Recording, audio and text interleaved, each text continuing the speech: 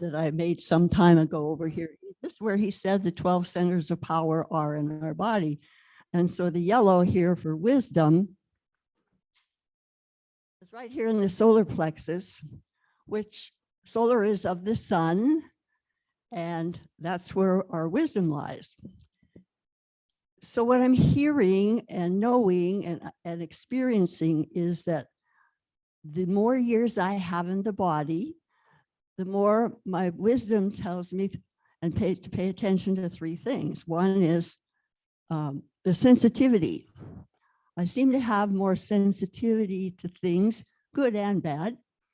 And I have paying more attention to the promptings to which I have a resonance. Some things resonate and some things don't.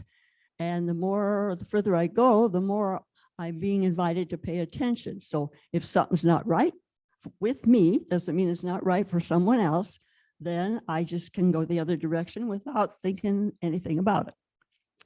And the other one is the word intuition. So I saw this the other day. Intuition, take it apart, intuition, which is what's in here in that place of wisdom, as compared to outer tuition, where we go out there to school and we pay tuition to somebody else to tell us what we need to know. And so there's a balance that's happening here. We get to celebrate what's out there, but we get to celebrate what's in here too. And the further I go, the more important this becomes, because what if they unplug everything? What if they unplug the phone and the heat and the telephone and the internet and all those things that Cheryl talked about last week? Can I depend on this? And I think that's where we're going. So in addition to those things, Charles, I wanted to know what Charles said about Lent. So I went online and he said that Lent was a time of personal transformation. Well, that means different things to different people. Then I went looking for, when did Lent start? Who started it anyway? What's the point here? And apparently it wasn't until 325 AD that somebody came up with the idea that we ought to celebrate those 40 days before Easter that Christ had, or that the scripture said, somebody wrote that Christ had, and that it was a time of fasting. And then ultimately, some of the leaders of different religions kind of made it a time of sacrifice, and pretty soon it became a time of suffering. And then when I remember when I was growing up, my dad didn't like fish and we were Catholic. And so this was like a punishment for him. And then I love that we have this little book from Unity that says, oh, let's transform that idea. And so I also looked up what Myrtle said about Lent. I couldn't find anything. And maybe that's significant too. Myrtle and Charles were the co-founders of Unity, and actually she started it first. So I always like to mention Myrtle a little bit. And that all happened in the 30s or before the 30s, when so many things between 1850 and 1930, lots of things were happening in New Thought. So that's the history of this, and it's based on the Christ teachings and traditions. So there were three words that started with P that came to mind for me with the word wisdom. And how could I take the wisdom of Lent and transform all the fear and doubt that's going on in me and in the world to make it a more peaceful, loving place? So the three P words are purification, protection, and perfection. So I'm going to try to address those each by itself. So I'm going to put the microphone down and hope I can holler loud enough that you can hear this. This is the place of purification. So here we are. See how pretty we are? This is when we show up. Used to be the teaching that I had was the original sin, and I was so grateful for, what was his name, the priest, Matthew Fox, for saying, no, your original blessing. Oh, how fun was that? I wanted to stand on the rooftop and holler about that one. So anyway, we're beautiful. We are so beautiful.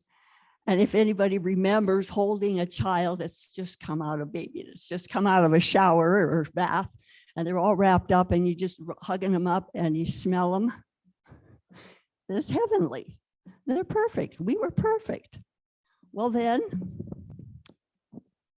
life happens. The human free will happens. So this is where I put the microphone up and see if I can make this work.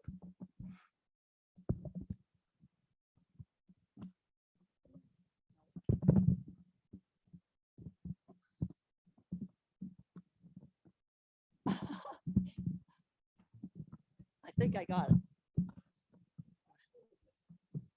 Okay, you'll hold it. Okay, so here comes life. Here comes life. Now, each of us had our own little story about life. I'll see if I can get this open. This isn't yogurt, this is life. So life happens. Maybe you had a difficult birth. Maybe you had a tough womb experience. Maybe you had something happen when you were 4 years old. Maybe somebody hurt you. Maybe some uncle that wasn't very bright did things he wasn't supposed to. Maybe you ended up with a disease that left you with a disability, or maybe you got picked on at school, and maybe some guy told you that your ears were too big, or your boobs weren't big enough, or your butt was, you know, all the stuff that start happening, and you just keep on going. And pretty soon it just goes right over the top. And you get up one morning and you go, I can't see anything clearly anymore.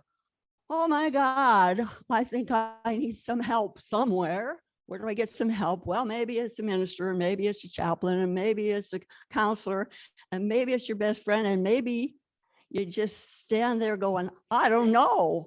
You're running in a circle trying to figure out what to do. So you call somebody and say, who did you go see for a counselor? And they say, oh, I didn't go anybody here. I went to a different town, so nobody knows, because it was all a big secret at one time. So anyway, there it is. And maybe we had to marry somebody who had to teach us how to get our own sovereignty. And so we had to make a big mess getting out of that one. And then maybe we just kind of went on for a while, and we knew we had to dig in there and get this stuff out of there. And sometimes we could get a little, and sometimes we just dug in there and there wasn't coming out, and we could tell it wasn't coming out.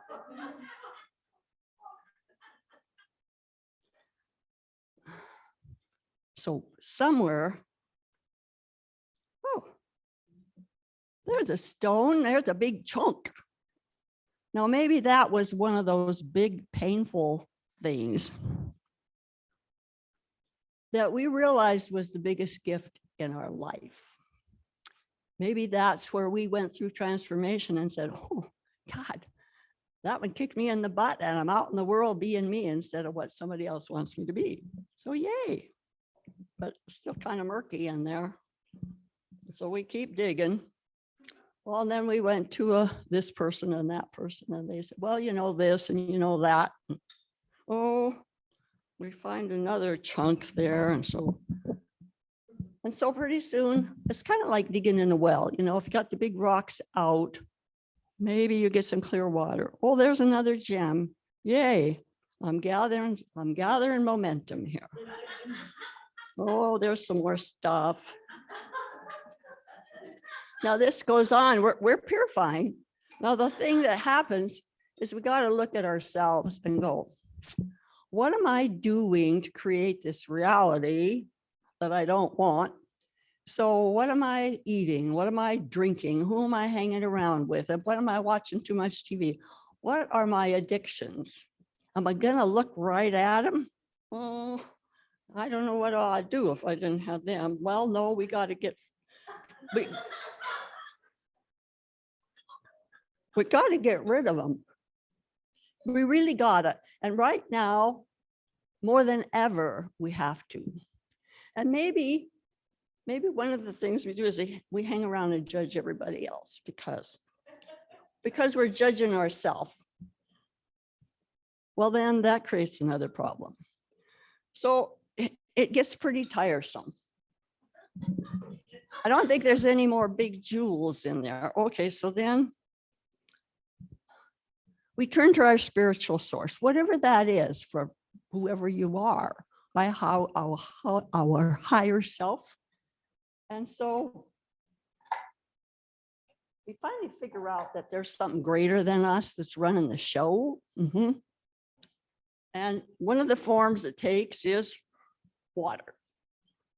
We were talking about that this morning, about water, about the beauty of water.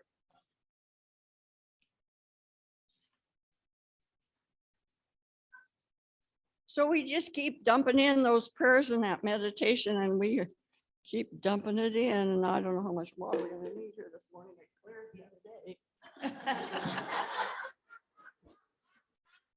You get the idea, though. Nah, I just turned.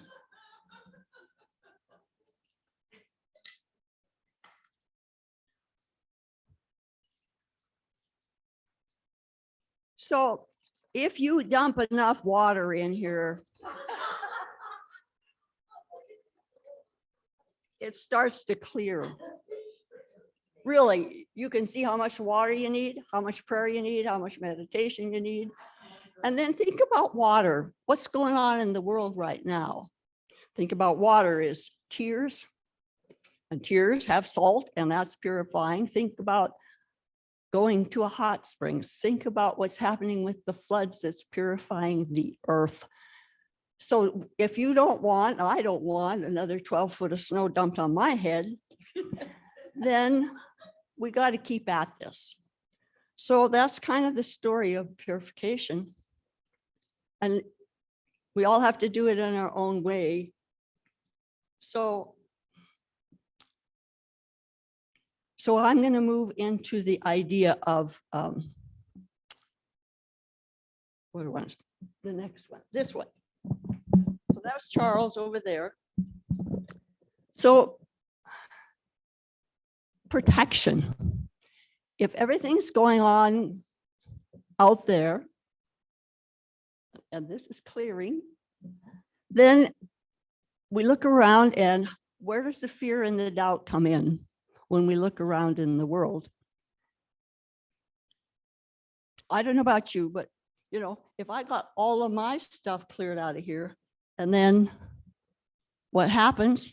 Oh, the pandemic happens, and oh, the war happens, oh, the threats of this and that and the other. So then there's a bunch more stuff going in here. And so that's where the protection issue comes in. Now, this is the visual that I use, because this has been part of my life for more years than I was conscious of. About 25 years ago, I saw this little circle of light above, you know, like that picture at a Conscious Living Expo over in Spokane, and I had no idea what it was. And so, but I like rainbows, so I just picked it up and put it in my purse and carried it for years. And then about 15 years ago, was introduced to the concept of this being your higher power through the Red Rose Academy. And so they're encouraging us to find some method of purification and protection to take care of ourselves with all the stuff that's going on in the world.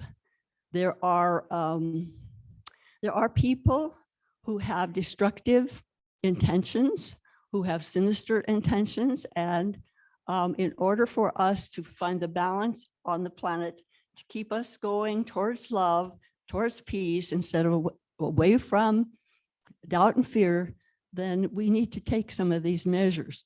So I had this picture carried around, and then I found out about it. Well, when all this stuff started with the pandemic and then with the rest of the stuff that's going on, my children and grandchildren are all everywhere else besides here. So I can't put a little blankie around them and, protect them every day. Besides, my son that's 6'3" and weighs 250 pounds, it doesn't work anymore. So I decided in my prayer and meditation time that I would put this globe of light around them. Now, this isn't just a circle, it's a globe. So if you fly into a rainbow, it's a globe. So this looks like a rainbow to me. Well, then I find out that the energy of this is we're here, and this is our higher mental body, our higher emotional body, our higher self. And in the center is that light of God that never fails. So we're overlighted by that. And then the gold light is the light of the Christ, the illumination. The pink light, now you can make this represent anything you want, but this is what I've taken on. And the pink is the mother's love, Mother Akasha's love. And the violet is the violet flame. And some of you have heard some other traditions about the violet flame being a purifying flame. And that's Saint Germain, who is, according to the teachings, he was Joseph. He was Jesus' father. And so he's here in the realms offering us protection and purification. And then the green is, for me, Archangel Raphael and the goddess of peace. And it's about peace, and the Buddha. And then the blue represents Archangel Michael, who is the protector. And he's been in my life, and I have lots of Archangel Michael stories. And then around the top of that is more light, which is the light of the sun that we couldn't exist without. We couldn't be here, we couldn't eat, we couldn't anything without that. So that's that piece of the protection. So I'm putting that around my kids, my grandkids, all the family, all then the friends, and pretty soon it's everybody at Unity. Well, then it's 1,000 feet, 1,000 yards, 1,000 miles and more. And then I realized that it's all good and constructive people in the whole world that I want that circle of protection to go around. So then my son, Dan, who lives out in Gig Harbor, he's 52. He was having kind of a tough time the last couple of years because this company that he loved had been sold to a corporate conglomerate, and he wasn't happy. And I knew it. So I just was putting it around him. So he comes in August because he quit his job and he went to work for Jeff Bezos. So he's being a rocket scientist now. And he whips out his phone and he shows me this picture. He says, I said, I live right on the harbor. And he said, completely out of context, says, look at this. And he shows me this picture that looks just like this that they took. So the top part of it was in the air and the bottom was the reflection in the water. And I'm just smiling to myself going, oh, he doesn't know I put that there. I asked for that to be put there. So we get to use our imagination for that protection for ourselves. And then last week on Facebook, my oldest son that's in Wyoming, they were up snowmobiling and they put a picture on Facebook. And if Jeff was here today, I'd have him up there, but we get to use our imagination. Anyway, they're up there on this flat where there's 5 feet of snow and they're having themselves a big time. They take a picture of the mountains and the sun. Guess what has the sun? What the sun's doing? It looks like this. Got all the circles of those colors right around it. And I'm just going, okay, this is for me, not them. This is for me so I can trust, so I can let go of doubt. I can let go of fear and say, hey, it's all gonna be okay. And we can celebrate that. So then we move into the last P, the perfection issue. And somebody said to one of the masters, said, well, what do you expect me to be? Perfect? And he said, yes. So we came in with this beautiful, perfect self, and then life happened, and we just get to clean that out. So I have a thing here that the Dalai Lama that I wanted to read. If I can find it.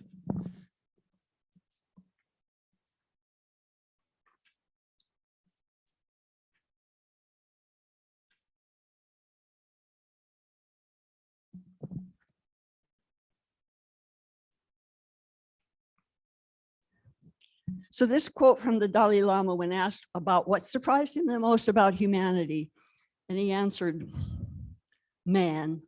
Now, I'm assuming that means man and woman, because he sacrifices his health in order to make money. Then he sacrifices money to recuperate his health. And then he is so anxious about the future that he does not enjoy the present. And the result being that he does not live in the present or the future. He lives as if he's never going to die, and then dies never having really lived. So that prompted me to go, what are we really doing here? What do we want? Where are we going? It is said that, and Charles Fillmore was one who believed in reincarnation. Now, maybe you do and maybe you don't, but it's being said that we have all been here at least 700 to 1,000 times, doing it over and over and over, trying to get it right. And here we are back again. And do we ever want out of here? No, I remember climbing up on the hill one day and looking at this beautiful valley going, well, I don't know, maybe it'd be okay to come back. And then, but life has gone on since then, and I'm going, well, it's probably okay to leave too. But you know, they want us to stay if we're awake. Okay. And I'm assuming that all of you who are spiritual seekers that are here are awake. And so we want to be trying to figure out what we're doing here. And one of the things they said is, you know, you're worrying about your divine purpose. Hey, just do what you're good at. And do it with love. So as we contemplate the 3 Ps, do we want to resurrect? The Christ resurrected, which is another way for saying that he rose above the human condition. It's an invitation for us to rise above the human condition, which is, if I knew what a single thought could do, then I would think about what's beautiful and true. And so if I watch the news, or if I see something somewhere on the street, or if I know what's going on that doesn't look beautiful and true, then what do? I get to go back to this purification and protection and visualing. What do we want? What would a peaceful world really look like? And can we put that circle around some of the leaders in the world who are creating problems? Can I actually sit there and keep the emotion out, that which is despair, shame, guilt, resentment, hate, all those things that are low vibrations? Can we keep those out of ourselves while we put that loving picture around them? Now, I've been practicing that. And can say some days I have pretty good luck and some days not so much. So it's a process. And then do I want to ascend? Is the idea that we could possibly do as the Christ said, you will do the things that I do and more. Is that possible? Can we actually put that in our brain and envision that? And then I was talking to somebody the other day and she said, well, I'm not afraid of dying, but I just don't want to do that suffering stuff. And I go, well, what if I could die without suffering? Now, I know some people who sat down in their rocking chair and they did their meditation. And then when somebody came in, oh, they're gone. So rather than hook up to some umbilical cord in the form of an IV or whatever, can we actually envision a gentle journey out? And I think all of that's possible, but just like clearing this, it's going to take some time. So let's begin today, taking time to do what it is that we really want to do in creating peace in the world and love. So I have a handout that I'll give you afterwards that's got 144 qualities of love, and 144 qualities on that comes from my Radio Rose Academy group. And do you know that there's not a word on there called suffering? That's not a quality of love. Suffering is not a quality of love. So we're doing something else here. We're not doing that. And we look forward to the Easter and the letting go. I also had another thought. Oh, lots of thoughts, lots of beautiful thoughts. If Christ were to walk in the door today, would he have on his sandals and sackcloth or whatever that they said he wore? When I was in Utah, I went, I loved the Mormon people and a lot of their stuff, but I went to an amphitheater and watched must have been the Christmas pageant. No, it's Easter. And they had all these people in their sandals and their brown sackcloth. And I was sitting there watching it going, dang, this is 2,000 and some years later, and all the rest of us have evolved. We drive cars, we do all those things, we have dishwashers and stuff. And none of us is living the way we lived 2,000 years ago. And I thought, I can't imagine that the Christ hasn't evolved as well. So he's a beam of light somewhere. He would come in in my mind, he would come in as a beam of light. So somewhere looking something like that and more. Anyway, let's do a little quiet time to contemplate the 3 P's in your life and how we can go forward with that this week. And know that you can transform anything. There's something going on in your life right now. Just put it out there to make a shiny something out of it. So go ahead with some music. So make yourselves comfortable.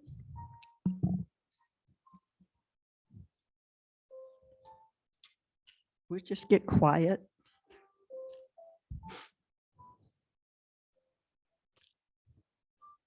And contemplate what's been said, taking in a very deep breath.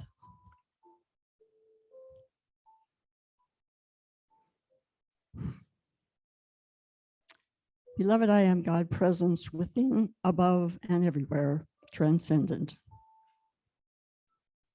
I thank you for the gift of life. I thank you for all the gifts I have received and continue to receive daily.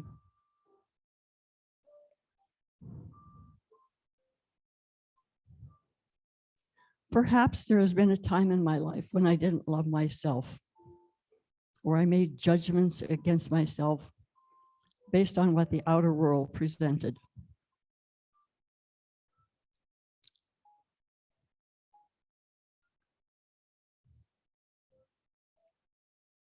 I make amends for that to every cell in my body. And as I forgive myself,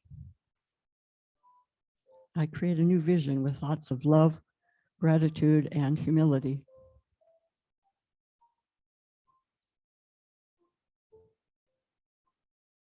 And as we enter into the silence, we know we can make contact with the source of our existence. So we'll be in the silence for a couple minutes.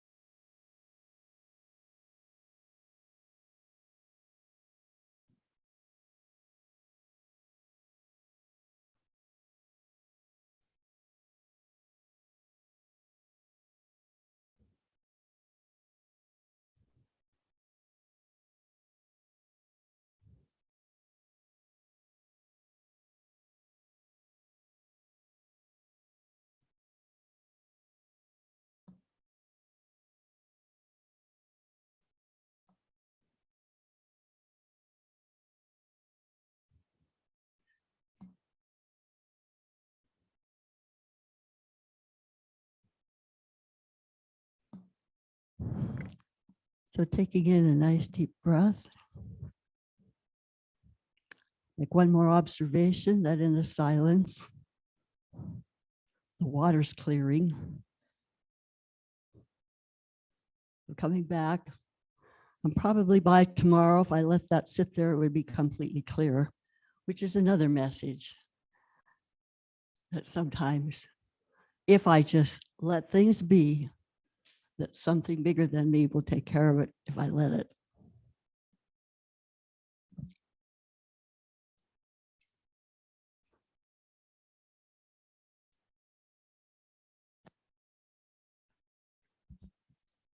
So I thank you for listening. And as we do our light of protection, I have the handouts that somebody can come up and pass out if they want to. One side is the qualities of love and the other side is the words to the music from today. So TP, you want to?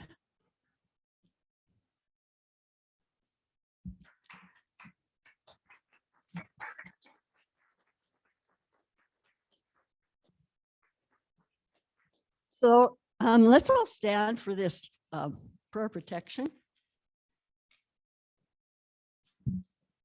And really receive the prayer of protection. Be willing to really receive, to see the prayer of protection in action.